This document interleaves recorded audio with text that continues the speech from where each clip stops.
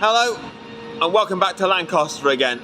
Well, last time we enjoyed a jolly little stroll down the path from Morecambe on the former railway.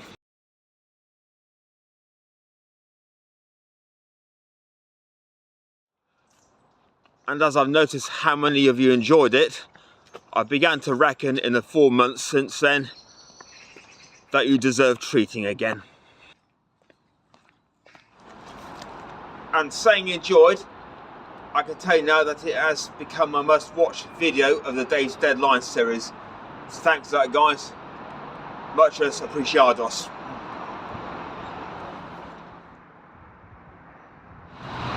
We begin once again at Green Ayre station, or the little bit of platform that used to be it.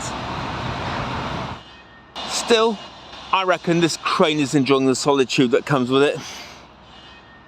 Blowing a whistle ready for departure.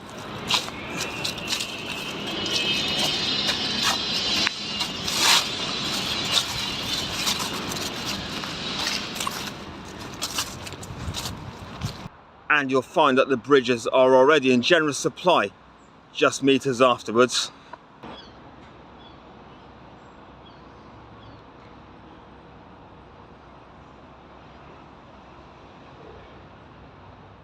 The spectacular 5-arched Skipton Bridge straight at the north end of Green Ayre station sees us on our way crossing beneath the A6 main road.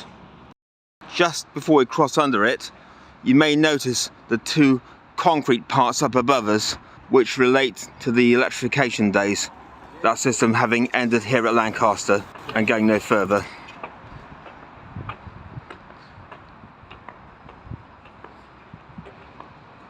It was all steam ahead all the way down from here, however, or perhaps diesel as well later. This track bed we're walking on today, originally known as the Little North Western Line from Morecambe to Wennington, was opened in 1849. It served as a splinter route from the North Western Main Line at Skipton in North Yorkshire, which was owned by the Midland Railway Company at the time. To think you could once catch a train straight from Leeds to the seaside via this route. Not anymore. In fact, not for nearly 60 years now. Oh, thanks, Bennett. It took me all week to dig that bucket and spade out again. Got something here on our right now that doesn't look all that pleasing until you get a little closer to it. Although this white flood wall on our right hand side steals away the railway antiquity of the route, you will notice on inspection that it is actually made of nice old school brickwork beneath the paint, which is actually not paint. Either way, isn't that better than the railway becoming another waterway? We'll be seeing another huge slice of railway history standing straight in front of us once we reach the end of this seemingly endless wall. Ladies and gentlemen, kids and kidesses, if you would, do allow me to introduce you to the incredible Lune Aqueduct.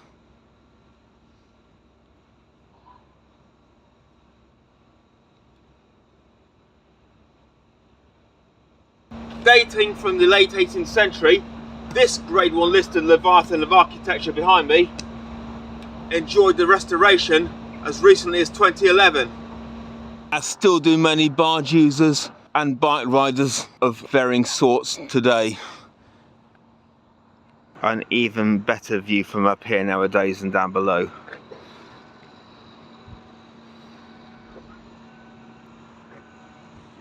That said, this is supposed to be a railway video, so I reckon we ought to be making tracks down below again, don't you? One last look at her before we go.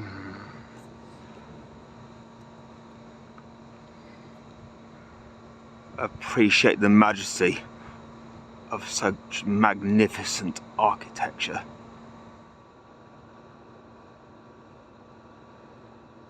Some attractively reshaped little bits of bridgestone back down here on the right as we rejoin the line. We finally escape into the country, just about, and this small first cutting serves a hint. Now, assuming some of you lot are still up for a spot of bridge, we've got a site coming up like no other for you. 3 back-to-back, all of different designs. And of course, only one existed back in the railway's days of operation. Shall I just sit back and let you guess which one?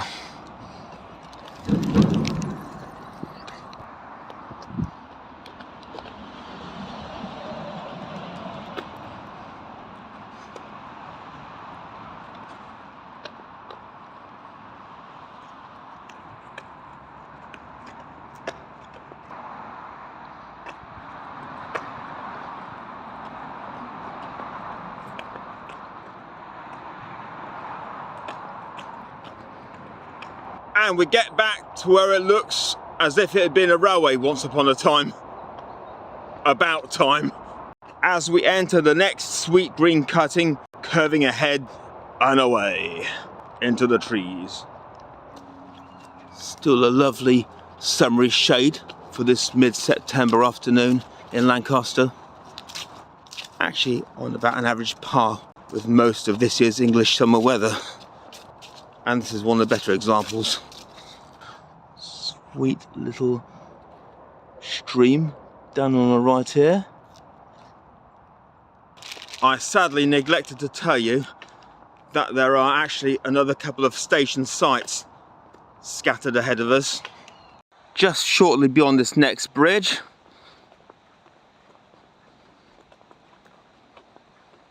is the first of these 2 halts, which just happens to be Halton,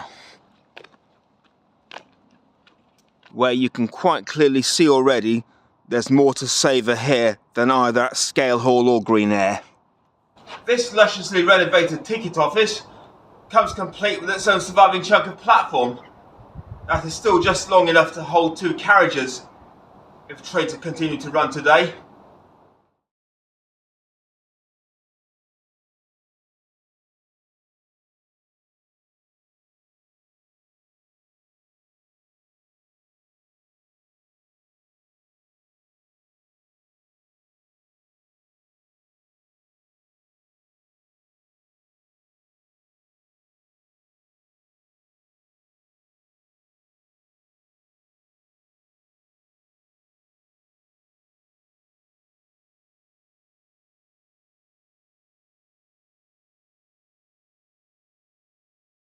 And if we just snuck round the back a moment, you'll find that's not the entire part of the building still standing.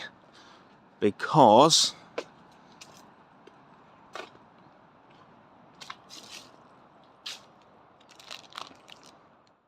the very own engine shed, another survivor of its mid-60s closure, remains melded to the rear.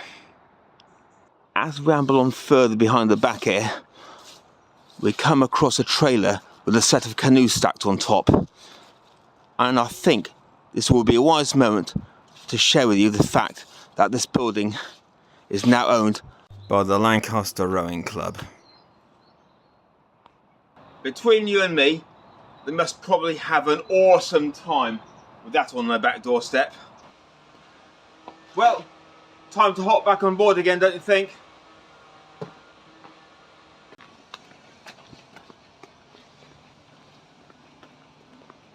Ta-da, Halton!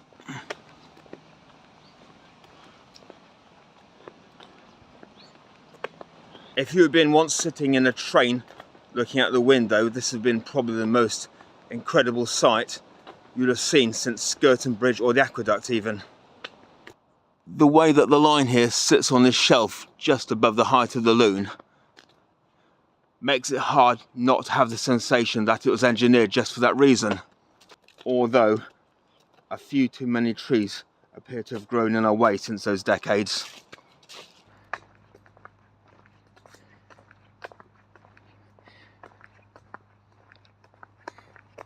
Lovely to be in our first proper cutting for today at last. A bit of a shame though that the biggest travesty of today's route lies just a pinch of a distance ahead.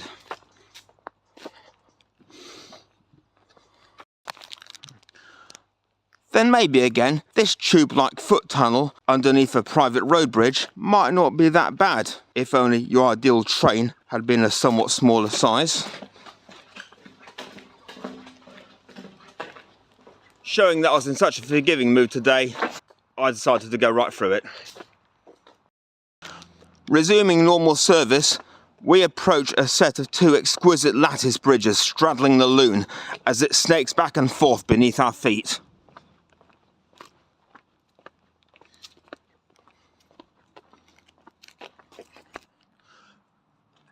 And here goes number one.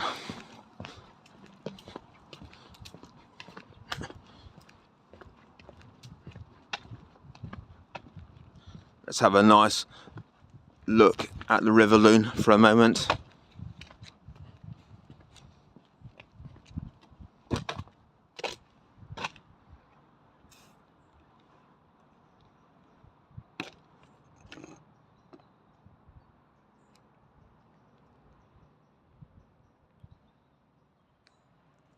So nice to relax a bit on these railway walks. Who else agrees? This bird certainly does.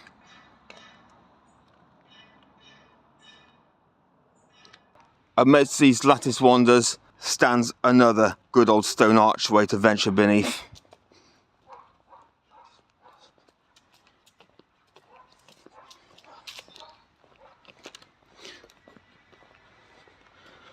Even though the track level has been backfilled by at least half.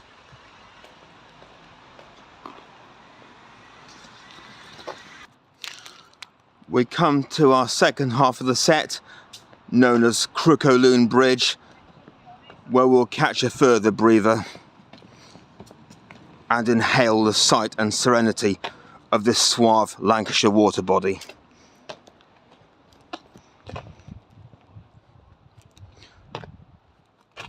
Running smoothly right the way below us. Still and permissive. Is there no better place around here than to let off a bit of steam than staring over a still piece of water with an extra bridge to peer at, strictly no pun intended, directly across on the other side. As we reach the village of Caton, we get consumed by another of these little cuttings. But think, although this line was single track in its infancy, you'd wonder if it had ever actually been doubled at this point, given how narrow it is in parts.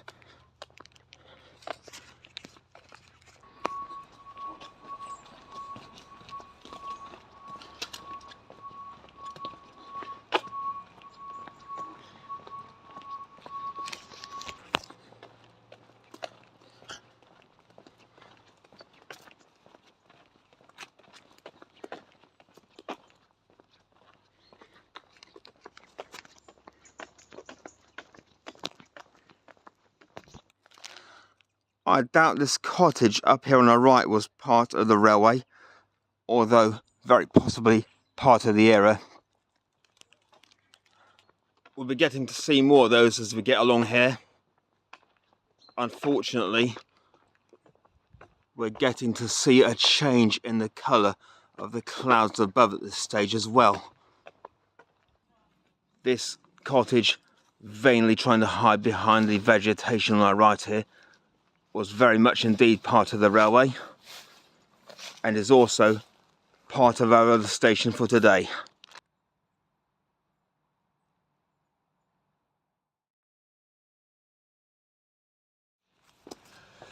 Welcome to Caton. Well, it was somewhere around it anyway. The station here was originally single track together with the rest of the line, but was still built to include a passing loop. It was closed a few years earlier than the rest of the line by British Railways in 1961 due to economic costs.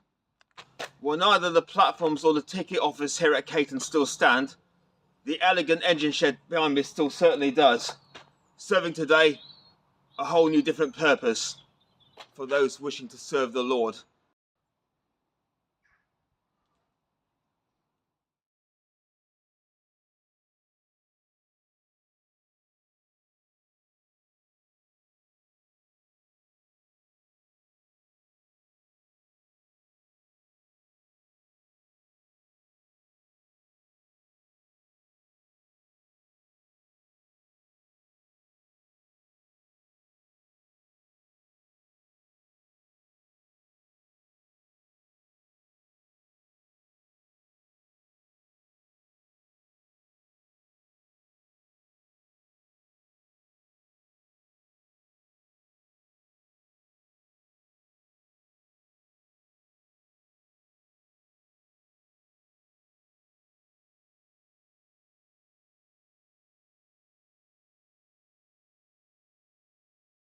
With prayers said for a safe journey or rest of, let's hope God answers them.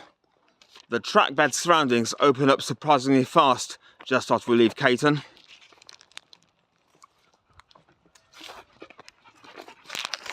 One last bridge straight up behind it.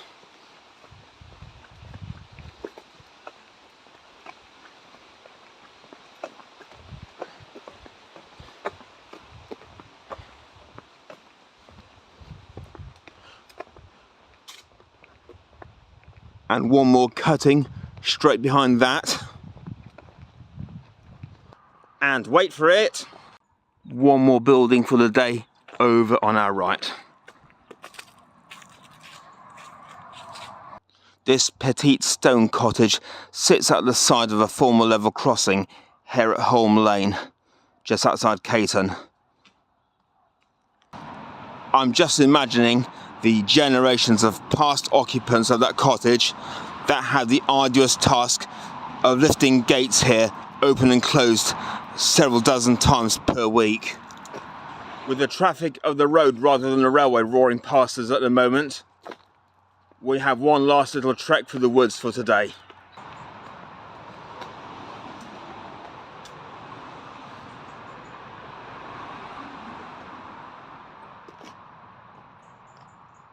The last year of operation for the line came in 1966, with goods seeing their final train a year later. After the line's closure, services were rerouted via the long way through Carnforth instead.